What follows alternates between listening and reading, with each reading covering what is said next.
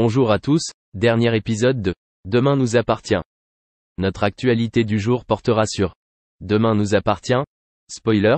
George rejette son enfant, Vanessa Lehman se venge sur TF1.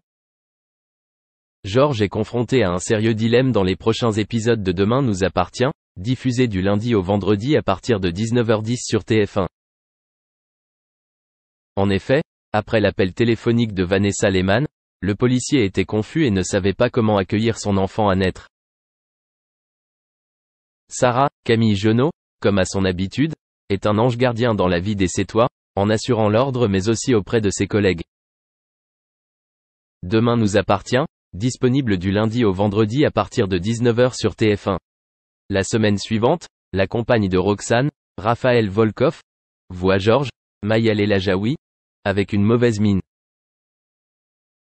Le jeune homme a cependant de quoi se réjouir après le départ de Samuel, Axek-Kinner, parti en cure de désintoxication en région parisienne, de son amitié de plus en plus forte avec Victoire, Solène Hébert, ou encore de sa relation avec Mélodie. Point. En effet, George a de nombreuses raisons d'être satisfait. Mais un événement est arrivé qui a tout gâché, un appel de Vanessa Lehman, Victoire d'Auxerre. George était déçu car il avait promis de s'occuper de l'enfant alors que tout le monde le lui déconseillait. Il avait peur que l'enfant perpétue l'héritage de sa mère et commette divers crimes. Mais Sarah s'exprime de manière rationnelle et lui rappelle qu'il n'y a pas qu'un seul parent. L'ami de Barr, Hector Langevin, se montre très compréhensif lorsque George lui propose l'idée d'une famille d'accueil. Sarah le rassure, ce qui compte, c'est le bonheur de l'enfant. Ce n'est pas une promesse que l'on fait par émotion. Vous êtes un homme simple et cela vaut la peine de vouloir tenir votre promesse. Mais combien de fois vous a-t-elle menti juste pour vous manipuler? Alors Sarah lui fait comprendre que Vanessa essaie encore de profiter de lui et qu'il ne devrait pas culpabiliser. Cependant, l'officier du point rappelle qu'il est toujours père, mais ne se croit pas capable d'aimer le bébé comme il le mérite. Il peut donc prendre la décision de refuser la garde du bébé en faveur de son adoption dans une famille adoptive. Comment Vanessa Lehman pourrait-elle réagir si tel était le cas? Merci d'avoir regardé et à la prochaine vidéo. N'oubliez pas de vous abonner à notre chaîne. En attendant, dites-nous ce que vous en pensez dans la section commentaires ci-dessous. C'est ça.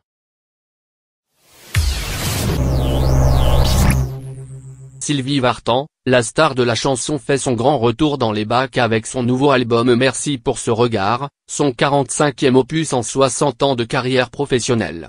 En pleine promotion pour son dernier album, la chanteuse s'est confiée au journal Le JDD. L'occasion pour la star des années yéyé d'évoquer son couple avec Tony Scotti, producteur américain et père de sa fille Darina. J'ai eu la chance de rencontrer à 37 ans un homme qui m'a offert un amour auquel je ne m'attendais pas du tout, a déclaré l'interprète de La Différence, qui partage sa vie entre Paris et Los Angeles.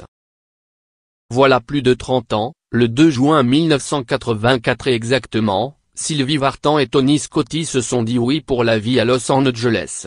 Fondateur d'une maison de disques, l'ex-chanteur de 81 ans a notamment produit le tube Eye of the Tiger, du groupe Survivor, bande originale de Rocky III. Une deuxième vie, ce n'était pas évident pour moi.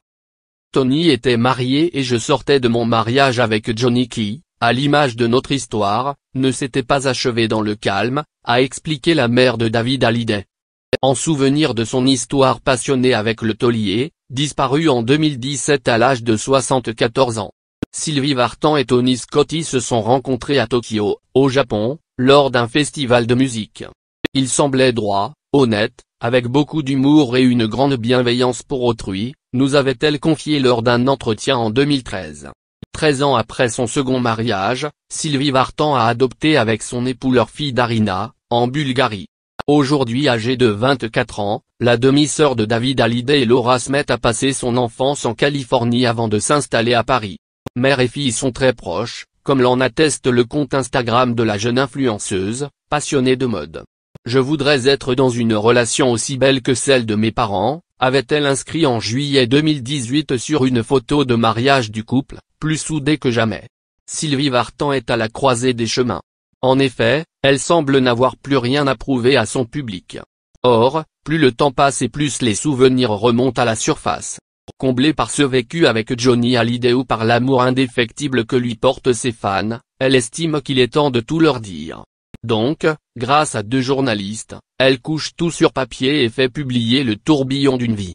On avait l'habitude de chanter ces tubes. Maintenant, on va découvrir un peu plus en détail